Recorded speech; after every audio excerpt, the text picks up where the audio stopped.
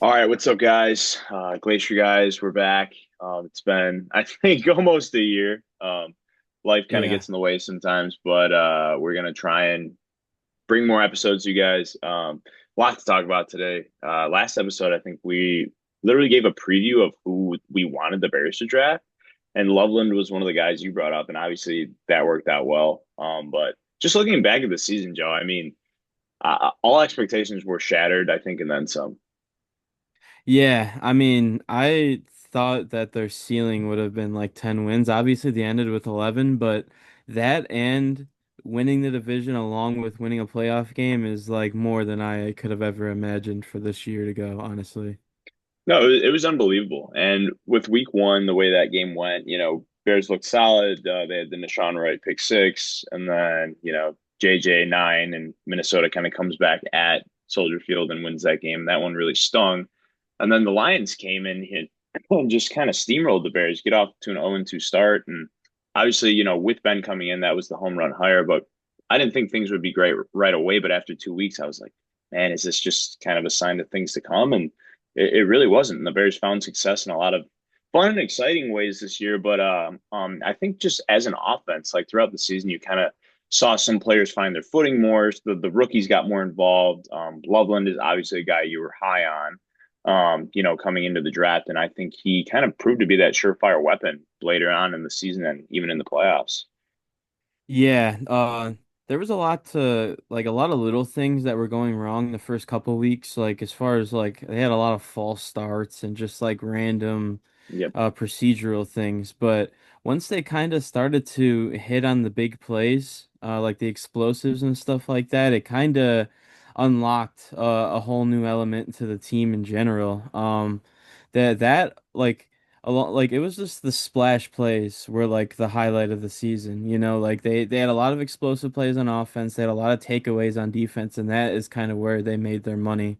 And it kind of all started like there were flashes the first two games, don't get me wrong, but the third game against Dallas is when you kind of started to see a flash of like what was to come. Yeah, and that's where my mind immediately went to. I mean, you think of the flea flicker handoff to Swift, who almost botched the play with the high toss back to Caleb, but that was really Luther Burden's first big moment with the team. And he was a guy, throughout the season that just kept getting more involved and so explosive in open space. And I think a lot of the reason that he even fell to the second round may have been some quote unquote character issues that he had at Mizzou, just kind of the way he was carrying himself on the field because the talent with him was never a question. You knew this guy was just an absolute rock star athlete, and it seems like he really bought into the culture that Ben Johnson immediately brought to this team. But like you said, it was the splash plays. A game like against the Bengals midway through the season where the Bears should have won that game. They give up a couple of late touchdowns, and Colson Loveland's the guy that just bounces off the defender and runs in for the I forget how long it was exactly, but I want to say it was like a 60-yard touchdown, and that ended up being, the game. And you look at the field goal block against the Raiders and the late game drama against Washington with Jake Moody. It seemed like there was always a big play that was really either either winning the game or putting the Bears in a position to win the game this season. Yeah, and it feels like obviously they had a great season, but it feels like they're really only scratching the surface of like what they could actually be in the long term because they they won on plays like that, the splash plays, but they really weren't like super consistent on like a down to down basis, and they still Right. found a way to win games. And like the the pessimists may say like that's not a sustainable way to like play football, but I mean I think that once they kind of found their footing later in the season and became a little bit more consistent, you kind of saw a flash of like this team could really be a powerhouse coming into the next couple of years.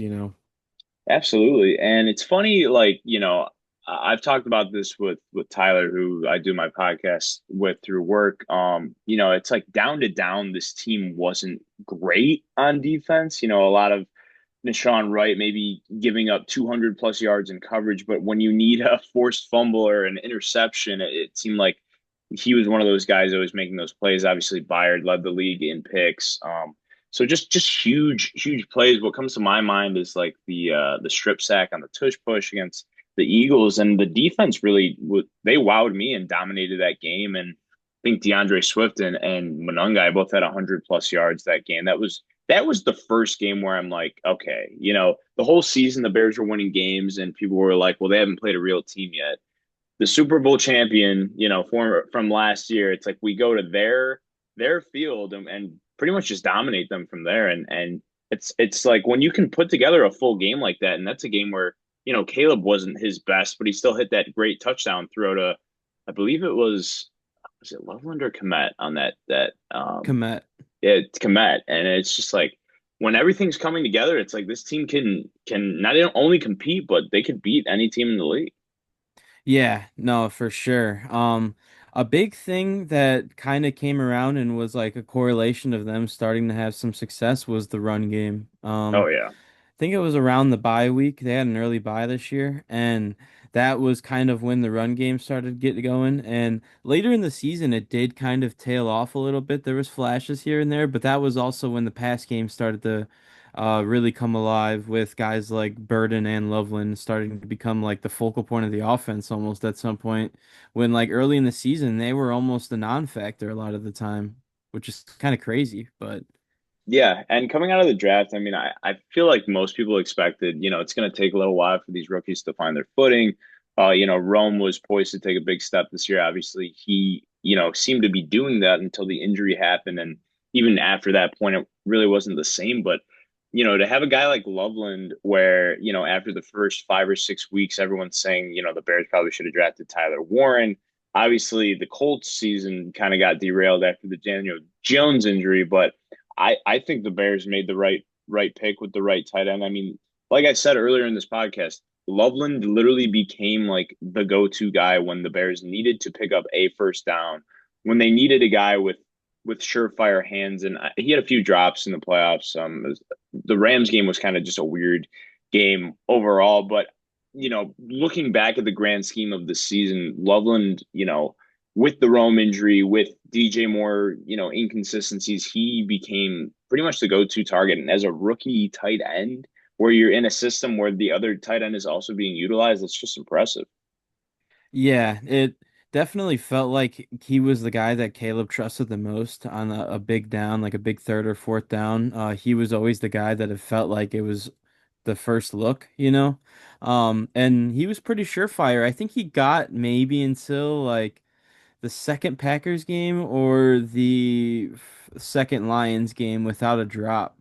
Yeah. Um, yeah, so he was super reliable all season, and I think he honestly is a top five tight end in football after his rookie season. And it's kind of crazy to say because I think he's only 22 years old. Yeah. And that's kind of a difference between him and Tyler Warren is Tyler Warren was a little bit older coming into the league, so it was kind of expected that he was going to be more NFL ready per se, but it seems like Loveland is probably better, just as good at the very least, already, and he's 2 years younger. So it's very encouraging to see. It is in football, especially where the average career is, I think, 3 years. I mean, age is such a huge factor in that. And Loveland over a guy like Warren. I mean, the yards after catch, just the open field explosiveness, the route tree that he has. And Loveland's a guy that can still block it. You could argue Tyler Warren's a better blocker, which is fine. They had him lining up all across the field, but as a receiver, I mean, at this point, I can't think of any other tight end I'd say is more of a threat, more of a downfield threat at this point. I mean, and I'm saying any tight end in the league at this point. I mean, we have guys like Trey McBride who are obviously our studs, but Loveland, just like throughout the season, how much he progressed from probably week 6 until the end of the season, unbelievable. And going forward, I don't know if I would take another tight end for the next, 5 to 7 years. Yeah, it's honestly a really close call. Like I'd go McBride and Kittle 1 and 2, and Mhm. then 3 and 4 are Bowers and Loveland. I think they're interchangeable at this point, and that's Yeah. it's pretty nuts to say. Obviously, you expect a lot from a tight end you draft that high in the first round, but like to see the results and him be the leading receiver on the team is just like a crazy statement to say. Like coming into the season, everyone was talking about the Bears' weapons, and Loveland was he wasn't an afterthought, I would say, but like DJ and Rome were definitely like the highlight guys that you would speak about before any of the others, you know? And 100%. that's not even talking about Burden and the explosiveness that he applied to the offense later in the season, especially. He's got juice. Oh my gosh. It's kind of hard to describe like what it's like seeing him like just catch the ball and make the first guy miss every time because it almost feels like a guarantee. It's pretty insane. Just as far as like things like consistency he can improve at, but like if he gets the basics down to a T, I don't really see how he's not an elite level wide receiver at some point, you know? No, and I think you hit the nail on the head with saying that because there was issues in the Packers game where he like ran the wrong route. It's not a matter of him really like dropping the ball or a lack of explosiveness or athleticism because I mean Luther Burden's the exact opposite of that. It seems like every time there was a line basically parallel to the line of scrimmage or 1 or 2 yards downfield, he's getting 8 or 9 yards at least. Like he's always, like you said, making the first guy miss. I don't know if there was a more explosive player I saw in open space this season. I mean, it's unbelievable. He has so much juice and acceleration, and his cuts are just the guy can stop on a dime. I mean, I don't know. I knew he was a stud in high school, and it's funny. Like a lot of people didn't think it was a good pick for the Bears, and we already have Rome and we already have DJ, but it's like, especially a guy coming in as a rookie, like he's not gonna be the wide receiver one. He's not gonna be drafted in a Marvin Harrison Jr. position or whatever you want to call it, but yeah, with him and Loveland, they got more involved throughout the season, and I think that was huge, not only for the team's offense, but just for their confidence going forward. And obviously, we'll get into this in a little bit, but like we don't know exactly what DJ Moore's future is going to be here, especially long term. So just for him to be one of those guys, him and Loveland, for them both to step up, I mean, it's a sign of things to come for sure, and I don't even think they've really scratched the surface to this point. Yeah, 100%. I think as everyone gets another year in Ben's system, which is known to be extremely like detail oriented and complicated, some would say, uh, I think everyone will straighten up on the details and just like the fundamentals overall and feel more comfortable in the positions that they're put. But I mean, there's a lot to get to with this offseason, I would say. Yeah, we should dive right into it for sure. Yeah. I think that there's not many holes, I would say. Like I don't think they're gonna have like a large volume of signings, but I think at the same time they're going to go after like a couple splashes, you know. Mhm.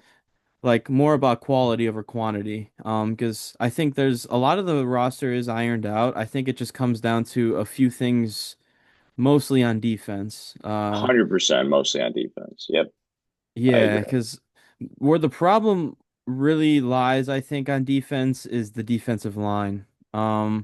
It just seemed like all year long they were just trying to compensate for not being able to get any pressure on the quarterback most of the time.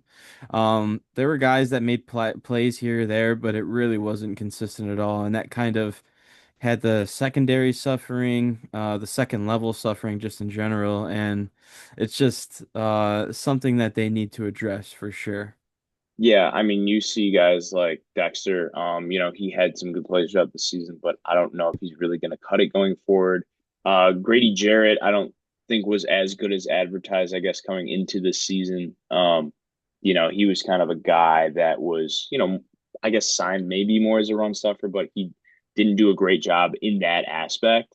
Even, a guy like Montez Sweat who really turned it around, I'd say after the bye week, he still had some inconsistencies going forward. But even in the draft, I want the Bears to really focus on a defensive tackle. A guy that's gonna make an immediate impact run stuffer. We need an interior pass rusher, and like you mentioned, just getting more pressure on the quarterback. I mean, Montez was a guy that was, he was applauded for his performance against the Packers in the first round, and he was not getting a ton of sacks, but he was around the quarterback. He was making his presence felt. And we really need that, I think, week to week going forward next year. On a defense that, is not great down to down. When you look at the secondary, when you look at the linebackers, when you look at the line, I mean, I felt like even, TJ Edwards and Tremaine Edmonds, like tackling and in coverage, they weren't great this year. So there's definitely a lot of things on the defensive side of the ball that need help. But I think getting a pass rusher or just like a stout DT is at the top of the list. Yeah, especially in the first couple rounds, I think they should just hammer defensive line, Yep. honestly. Like obviously um I'd go dependent on like uh what the value is looking like at either position, but I'd look for uh an edge, Yep. preferably if there's someone worth taking at the selection we have. If not, then um maybe you could target a Trey Hendrickson in free agency. I know a lot of people are on the Max Crosby train right now, which could be very interesting. I'm not really too sure if the Raiders will be quick to give him up though, Yeah, honestly. I feel like the Bears would have to give up the house now. Yeah, I think so. I'd be very surprised if there wasn't a first included in that, plus more. Yeah. Um, He is like 29-ish, I think, maybe 30. Either way, I still think it's a lot. I'd be um I think I'd be in for it, honestly, depending on price, but Yeah. it would also take a lot of maneuvering with the cap. Because they're currently like about 13 million in the negatives right now against the cap, but Yeah. there are there's a lot of restructuring they can do. But it's a risky game you're playing with restructuring a lot of contracts because preferably you do it with guys that you expect to be on the team and actually okay when the real brunt of the contract gets pushed back to, because if not you're just kind of stuck with it. Like I wouldn't expect Grady Jarrett or Dio or anything like that to get restructured, because come 2027, I don't know that they're going to be worth that high price tag they're going to be forced paying whether they're on the team or not, you know? Right. Yeah. Just based off this list here, I mean, I could see, DJ Moore. He's obviously the hottest name, I think, on the Bears just in this offseason. Could the Bears maybe trade him to help their cap? Could they restructure his, current contract into some bonuses, maybe? That could help. Obviously, going forward, it would turn into dead cap if he were traded or cut before that, 2029 contract is over, but maybe just is Rome going to take that step that he was kind of on his way to taking this year? Me personally, I still love DJ Moore as a player, but it's such a fine line because you have the moments like the Week 16 touchdown in overtime, but then you have the basically the season-ending play against the Rams where DJ Moore is just kind of half-assing his route. Just I don't know exactly what happened, but there's a lot of inconsistencies there. I love what DJ's done for this team, but I don't know if the Bears were to move on from him, um, in a trade. Obviously, I think I'd feel some type of way about that, but I don't think it would be the end of the world. I'm interested to hear where your stand on this. I see valuable arguments either way, honestly. Like Yep, I could that's where see a I'm at reason too. for keeping him. Like I definitely see the impact that he has on the team, but at the same time, you have to spread your money around as far as like where you allocate your resources, because you only have so much money when it comes to the cap, you know. So like Yep, they're gonna have future things coming up as far as paying guys on the offense. And they already have guys paid as is too, you know, and sometimes you kind of gotta spread it out a little bit, especially since the defense is where you're lacking in general. So, if they could find a way to allocate the resources that he's taking up to somebody on defense that could help turn it around, I could see that argument. But I'm yep, also not against keeping him, you know, because I think there is other way to clear up money like that doesn't involve getting rid of him. Like I think honestly, I think something that's like a no-brainer for both sides would be adding another year on a Cole Kmet's contract. And by doing that, they could decrease like the annual value that he'd be getting. So like he gets around 10-ish a year, I want to say, annually now. And then if they add another year on top, maybe he goes down to 7.5, 8 million Yep. a year, Yep. create a couple million. But the incentive for him doing that is that it guarantees him another season under contract. So it's kind of a win-win in my opinion. No, I'd agree. And there's a lot of different, players I guess we could kind of target through restructuring here. Um, Montez Sweat's another guy that, they could play around with his contract currently. Kyler Gordon going forward, I mean, he's a guy that I really like, but he just hasn't really been able to stay on the field. I think that's been his biggest issue is, his availability, just these last few years. And yeah, I don't know. It's going to be interesting, I guess, to see what direction the Bears do go. My gut is I just feel like they might move on from DJ Moore, which does scare me a little bit because obviously with the injuries that happened last year, I do not think that Rome is like, hey, this is a wide receiver one, like right now. I don't think he's there yet. I think maybe if you give him another year and even when he came back, he wasn't the same. He had some drop issues, didn't look as explosive. And then Luther Burden, I mean, guy's got all the talent in the world, but I also don't think he's ready to take that step yet either. Yeah, that's what I think. It's kind of a weird situation because it's like, is it a you don't know what you have until it's gone kind of thing, or is it like Yep. do you trust these guys? I guess it really depends what the coaching staff and the organization in general feels about the other guys in house. Like, do they think Jade Walker is good enough to maybe slot into getting more reps at some point? I don't know. Right. It's weird, or do they think they can replace? Maybe not replace his production like 100%, but maybe find like a veteran or someone in the draft who could give them 70, 80% of what he gave them this season. Because he had 680 receiving yards or so, which isn't like great statistically, but like I think his impact on the field was more than what the stat sheet showed up as, you know. Oh, 100%. Yeah. Because he was also very reliable as far as just being on the field. Like it felt like once a game he had like a Yeah, moment where dude. you're like, is Is he he dead? knocked out for the rest of the season? Yeah, and then he'd be in like a snap or two later, and you're like, oh okay, he's back. So Yeah. he was definitely playing through a lot. So that I'll give him 100%. credit Yeah. for, because like I've done it before. I've seen others do it where his effort gets questioned like on certain snaps and certain things that show up on tape, but you can't question his toughness for sure. So No. that is a huge plus when it comes to him. But I don't know,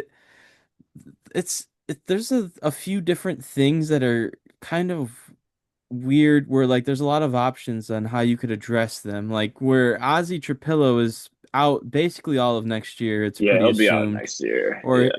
and it's like, what do you do about left tackle next season? You'll have Theo back.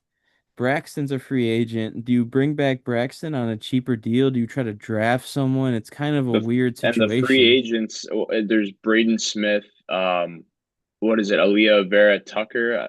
Forgive me if Y I'm saying that incorrectly, but yeah, he's had I injury mean, problems in the past too. it's slim pickings in free agency right now. Yeah, and it's maybe you try to bring back Braxton and just kind of figure it out because the rest of the offensive line is pretty solidified. Yeah. So, and we saw it this year. Like if there was a weak link on the line, it was left tackle, who no matter who is there, and they kind of found a way to compensate by giving them extra help. And I think the other four guys being pretty stout helped and made their job much easier, just a game plan wise, just in general, you know. So Yeah. It's it's funny talking weird. about the O line though too. Like, you could even argue Jonah Jackson's maybe getting overpaid for his, production value, but I don't even care because we saw like the value that a top five O line brings to the team. I mean, you had two guys that were one over 1,000 yards, the other guy sniffing 1,000 yards. Caleb almost threw for 4,000 yards. He got sacked, I think, like 40 times less this year compared to last year. Not exactly, but it it made all the difference in the world, and it really allowed the offense just to have time and be successful, I guess, throughout every game this season, pretty much. Yeah, I mean the difference in offensive line play in general and is like night and day. And I think that's a huge testament to just coaching, you know. I think sorry. I think Dan Roshar and Ben Johnson and the rest of the offensive staff just do such a great job just being able to coach those guys up and have them prepared on a week to week basis, you know. And then not to mention I forgot what the awards are called. Was it Protector of the Year? Yeah, Joe Tooney. I Joe mean, Tooney, what a smash hit signing that was. future Hall of Famer for a fourth round pick. I mean, I don't know that there's any better possible moves than something like that, you know. Yeah. It's a blessing. Yeah, and I think even though he's in his mid 30s, I mean, he's a guy that was just outstanding this year, and I expect him to be extremely valuable for at least maybe, 3 or 4 more years going forward. I just think he's at a point in his career where I think he'll, in the next few years, he might hit a bit of a not a wall per se, but you'll definitely see his I guess value decreased a little bit, but he's just a guy that's been there and done that and really been successful everywhere he's been in his NFL career. And he's had good pieces around him, but he was unbelievable to say the least for this year. Yeah. And another weird situation is what they do about corner because Um, Yeah, the only free agent that was like super impactful that they have as far as corner goes is Nashawn Wright. yeah, I think it's pretty clear that he's not going to be back next year just because he earned himself such a a lot of money. payday Yep. that it kind of priced him out of our situation, I'd say. Um, but it's It's kind so of weird. funny though, like not to cut you off, but it's No, go like ahead.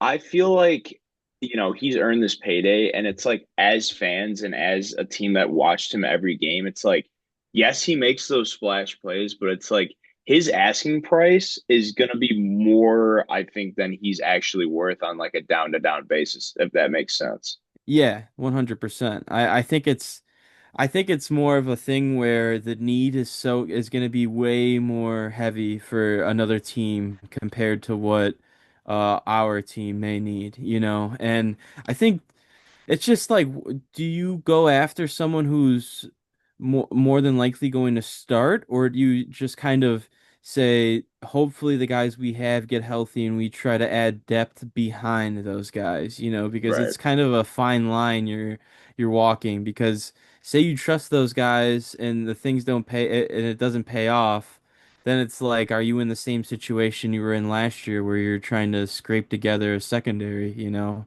Yeah, no, it's a good point for And then sure. both safeties are free agents, and I I don't know where you stand on this. I think Byard is pretty clear bring back guy just because he's not going Yeah. to command a high price tag because he's on the older side, but it's also like it didn't really seem like he's dropping off too much in play, you know. He No. was pretty consistent all year.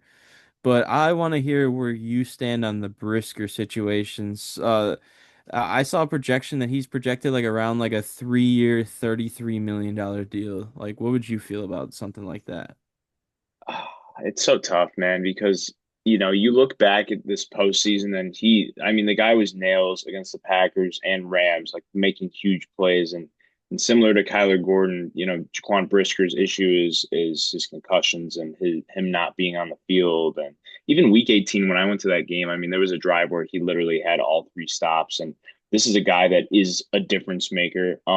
Just looking at these some of these key free agents that we have here, I think Byard and Brisker, maybe DeMarco Jackson bringing him back for depth, but I would like to see the Bears bring back Jaquan Brisker. I'm not done on him, and he has had the concussion issues like I just mentioned, but the guy's only 26 years old. I mean, he's right entering. You could argue the prime of his career. I know 3 years, 33 million. That definitely would do a little damage to our pockets, but I think if he's a guy that can stay on the field, and I feel comfortable rolling the dice with that going forward. I mean, he didn't, he came back from injury and, even in the postseason, it seemed like not only did he not miss a beat, but he really stepped up in a big moment. I would like to see if the Bears could try to, finagle a few other contracts to see if they could bring him back. Yeah, and I think his play on the field is very solid, and I think another element that I really appreciate about what he brings to the team is just the juice, you know? Like I feel Dude, like I mean, you see him on Twitter. yeah, there's a lot of mild-mannered guys on the defense, and it really feels like he is like the guy that brings the juice. You know, it was him and CJ, honestly, most of the year. Yeah, which is And crazy because he was a mid-season signing. yeah, and he's just like it felt like a whole new energy to the team, you know, like it was a whole new element of just swagger, you know. And I think you need guys like that just to kind of bring the energy when things may not be looking too great at that time and place, you know what I mean? So, um 100%. it's interesting. I think I'd like them to bring back DeMarco Jackson, Yep. CJ, and then both safeties, ideally on defense. Yeah, Will CJ they will probably be pretty cheap too. So Yeah, he bounced around from a couple different teams just this season. Like so I feel like he might have found a home here, hopefully. Because he was good depth and he did serve a huge purpose, especially when Kyler was out. yeah, man. I mean, even if, like you said, he's a depth piece at this, point in his career, I don't think he's going to be sniffing any All Pros or even Pro Bowlers going forward. But here's another guy. I mean, the identity of this defense was making big plays. He's a guy that made big plays, and yes, he got torched on some routes by some wide receivers, but that's kind of just what's going to happen. But yeah, bringing a guy like CJ back as a depth piece, I think that would do the Bears a lot of good, even just for next year. Yeah, yeah, definitely. And then I mean, there's a lot of options we have in free agency, and of course there's always the draft, and I'm sure we'll have a lot of time to talk about that in future episodes and stuff like that. But For sure. And yeah, Zacchaeus is a guy where it's interesting because it's like, if you trade DJ Moore, maybe you bring him back on just a smaller contract, but and then have Rome, Luther, Zacchaeus as your three, maybe. I don't know. I mean, it's yeah, a possibility. I think it just really depends on what the Bears end up doing with DJ Moore this offseason. yeah. There's a few different guys out there that they could potentially sign as a like a depth It's true. piece. Like I think Christian Kirk's a free agent. Like I could see them liking him or De'Ami Brown or something. You know, Yeah. there's a few different options they could potentially target. I think for next episode, we could even just like completely look at what's available, what's out Yeah. there, really, really see what the best options are going to be for the Bears. But it feels good to be back, feels good to be talking about this again. So, I mean, if there's anything else you want to say, I think we pretty much covered everything we were talking about Yeah. I think you really wrapped it up there. I think in the future maybe we could lay out like a plan of some sorts and really see what options they could potentially come together with. But yeah, I think that's it for me. All right, man. Yeah, same here. Great season. Looking back at it, obviously smashed expectations. So close to getting to the NFC Championship game there, but basically after that Packers game, it felt like the Bears were playing with house money. I mean, that was the win that they needed. So, going to be interesting to look ahead this offseason. There's a lot going on with coaches. We can get into that next episode too, but appreciate you guys watching, listening. This will be on YouTube, SoundCloud. Wherever else. I don't know. We'll try and post it everywhere we can, but appreciate you guys and we'll see you next time. Peace.